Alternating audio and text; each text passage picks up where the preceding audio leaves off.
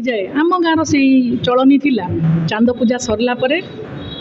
जो जनी पूजा हुए चांद चकटा हुए सी सब सरला परे जो पुओ पिला माने गाँव से माने पालभूत माने क्षण निजक पूरा घेरे देखा जाती पालभूत होगी आसती नाची नाची जाती आम सब छोट था डरी जाऊ पालभूत देखी सेटा आपण प्रश्न केमिति गाँव में से जो चलनी विषय कहवा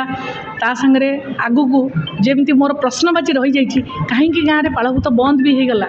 आउ जो जी गपर चरित्र मान्यपा सी केमती हठात दारुगा घर जमीदारी घर जमीदार घर झील हो सी हठात गाँ छाड़ी बाहागर करदे से सबू जदि सबू मु कहीदेवी ताहले आउ पाठकों उत्साह रही आग्रह रही आग को पढ़िले जानवे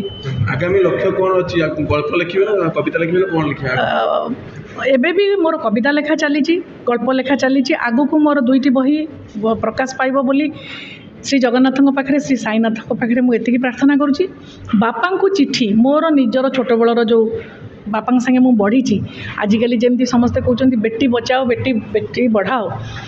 मो बापांकर पंचम झील होगी बापा जी स्नेह श्रद्धा देते से सबू को लेकिन मुझे सब एवं अवसर समय चाकरी अवसर नेला परे मु से अनुभव को लेकिन एबे सब क्रमशः बापा को चिट्ठी लिखि चली आग को सेटा प्रकाश पाइब आउ बो को लेकिन अनेक कविता लिखी तेणु बो पदे से बहीटी से दुईटी बही आग को छपा हे बोली मोर आशा। धन्यवाद।